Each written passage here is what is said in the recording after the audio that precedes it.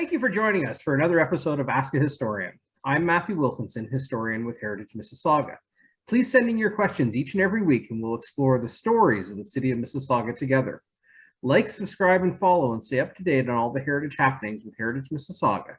And for this week's episode, we're pleased to be welcomed by Lindsay Doren, the Coordinator of Education and Engagement with the Museums of Mississauga.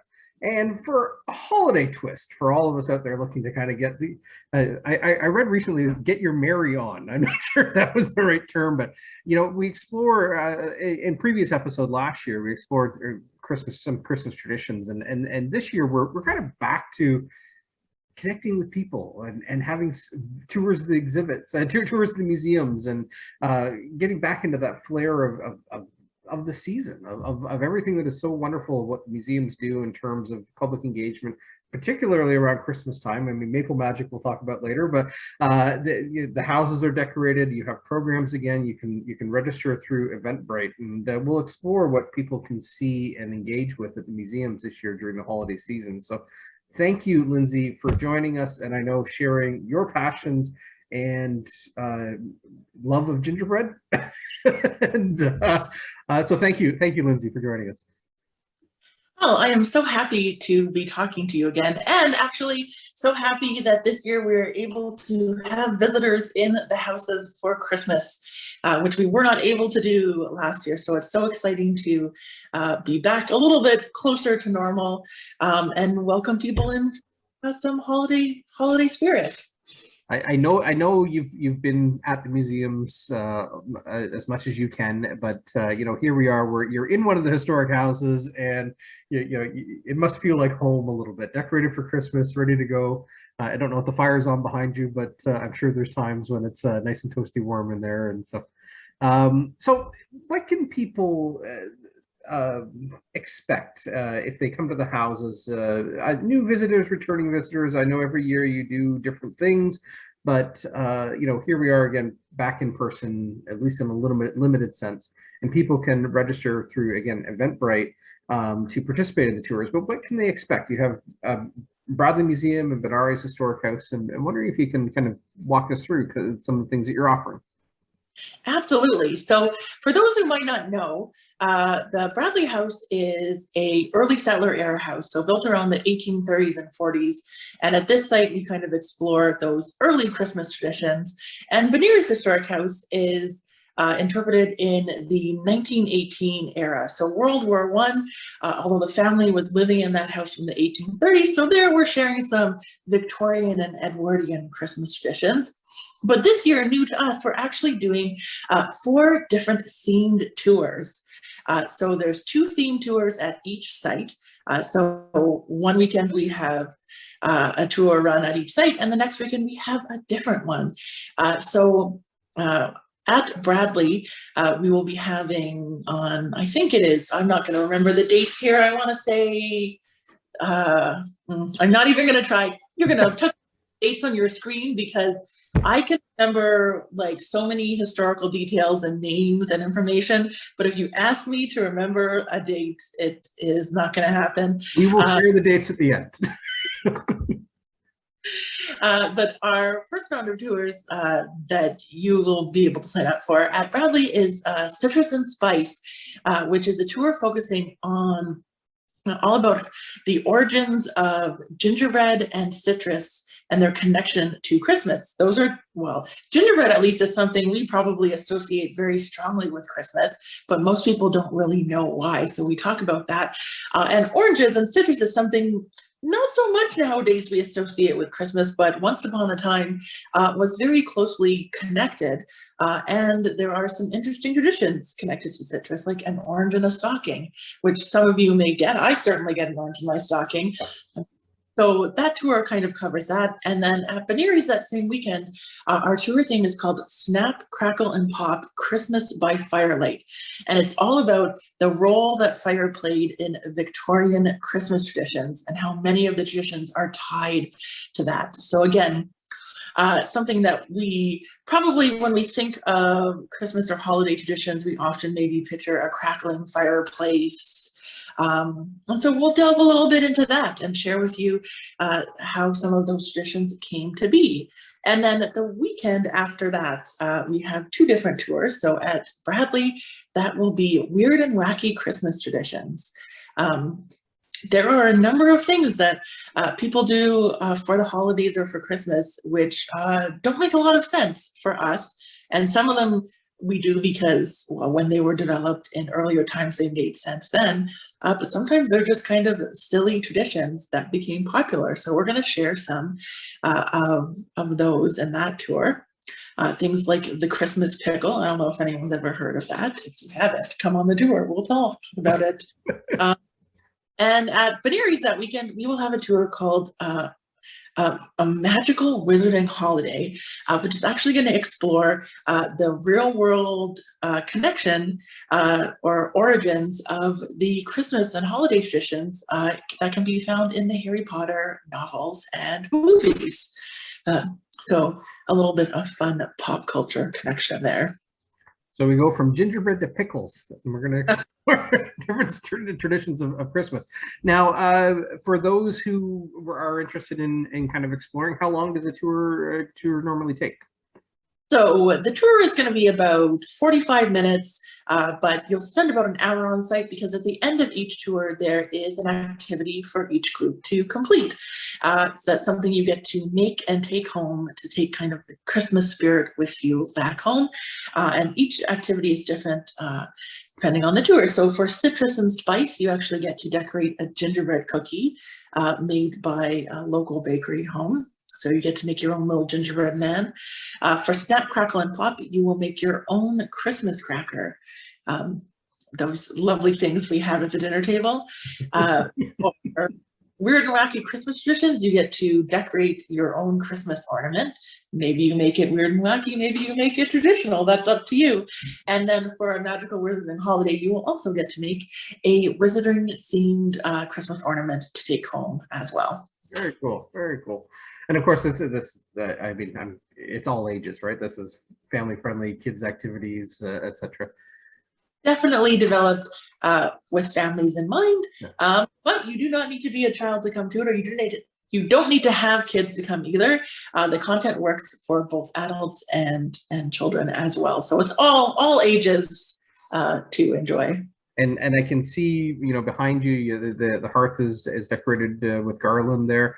One of my favorite things, and this is a sales job, and I'll make no bones about it, but is to see the historic houses decorated for Christmas. And it just, there's something magical about it. It kind of, I always think Benares at Christmas time, if you have fresh fallen snow on the ground, brings a Jack Lillian painting to life. It's stunning. It's kind of that postcard place in Mississauga, really, that era of romance that's attached to Christmas traditions.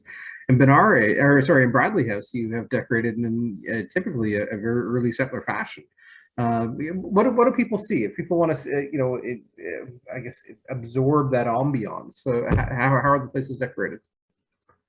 Well, it's actually, I'm going to say, we had snow last Sunday for one of our tours. We had it didn't last long, but it was beautiful atmosphere when you saw it. There's nothing quite like both the houses and the fresh snow really works. Yeah, so we do have the houses decorated differently. And even though Benares and Bradley are technically built around the same time, they're interpreted, a good 60 or 70 years apart. So there's actually a big difference in decor. So for Bradley, we have our mantles decorated with greenery, which is a very traditional holiday and wintertime decoration. Greenery and citrus, actually, oranges and lemons, because of that, and a pineapple. I cannot forget the pineapple. It's actually, I don't think you can see it. I can see it just above your head there, yeah. There's a pineapple there, which again, also slightly weird to us, but there is a reason, I promise. I'm not going to tell you, I'm going to make you come out to learn that. But we will have the fire going at Bradley. We will have, you can probably see my gingerbread house, some of the other kind of traditional foods out as well. So the house right now smells heavenly. It smells like gingerbread here.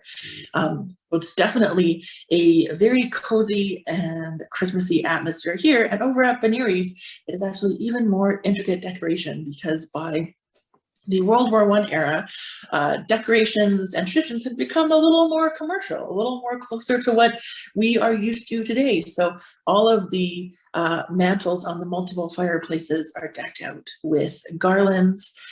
We have different floral elements, poinsettias out. There is, of course, a Christmas tree.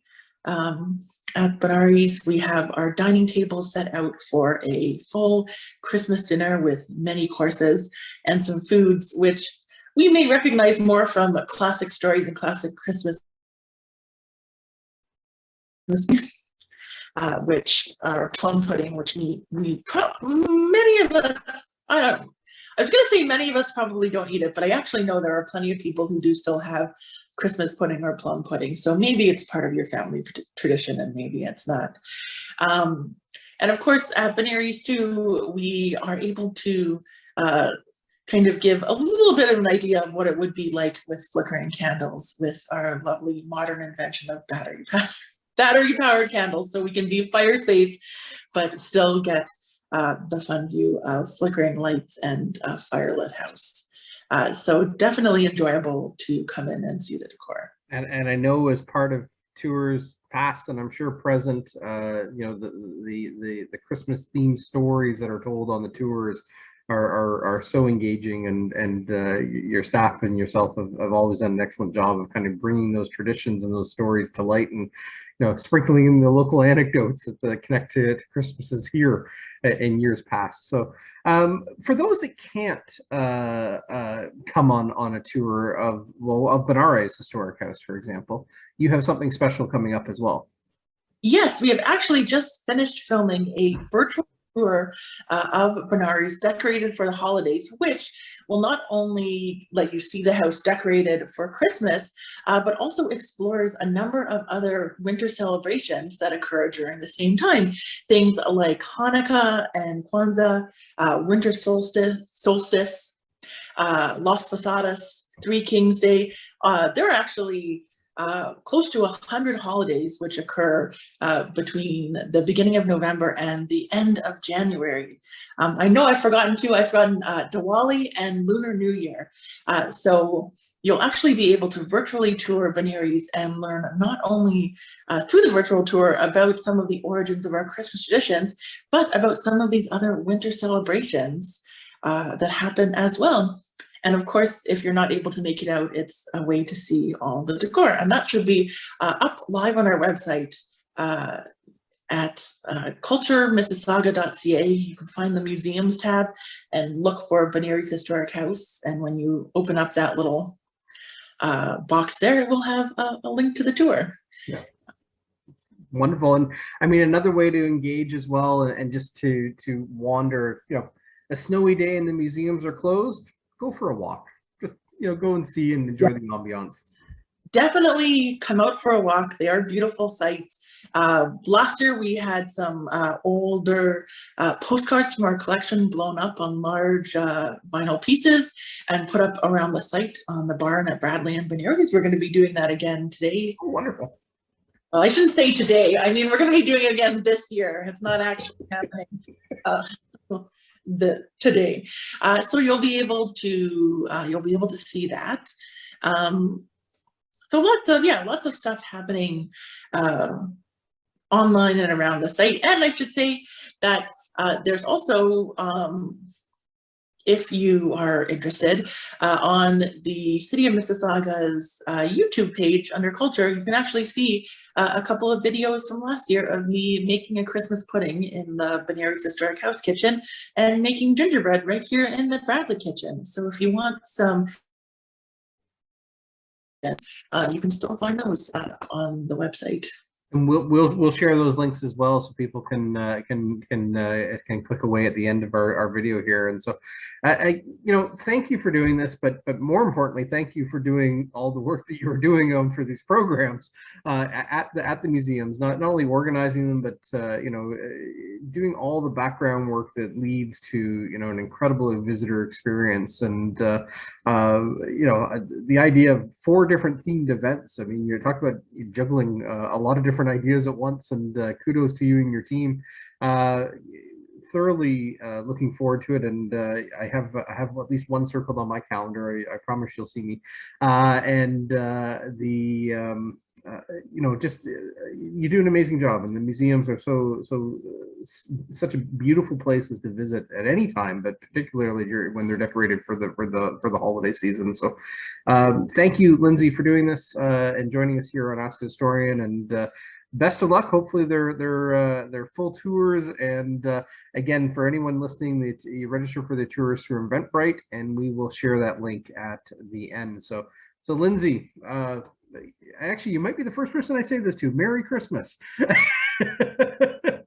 Well, Merry Christmas to you too, and thank you for having me. And we're so excited to have people back in on tours and to share this such fun information. I always say I have probably one of the best jobs in the world, because where else are you going to get paid to make gingerbread houses and talk about some of the most fun and enjoyable things that happen in the year. So yeah, look forward to seeing you and anyone else who comes out for a tour. The bigger question is, do you get paid to eat the gingerbread after you make it? I will say there's two answers to that. I'll say my staff have, the staff of the museum have an answer where they do enjoy eating it. I will say for me, by the time we get to the point where it's done and ready, I would like to never see bread again. Anyone who cooks their main family dinner probably understands that feeling when you're the main person in charge of making everything. Yes. It's always better when someone else has made it for you. I like when someone else does the dishes afterwards. But I mean, thank you for sharing, kind of inviting people to come to your homes and in terms of the museums and explore those Christmas traditions. I mean, I'm intrigued by the pickle and the pineapple, and we'll see what those stories unveil or unfold as people visit. And so encourage everyone to come and explore some of those questions of Christmas past, and enjoy a tour of the museums. So again, thank you so much. And for everyone listening, thank you for joining us here at Ask a Historian. Keep sending in your questions. Remember to like and subscribe and follow us here at Heritage Mississauga, and keep up to date to not only what we're doing, but what other people are doing in the community. We try to connect with our partners here, and the museums are doing such an exceptional job around Christmas time, and we thank them for the efforts that they do in terms of highlighting our stories of our past and our community. So again, thank you for joining us with Ask a Historian, and keep sending your questions each and every week. So thank you very much.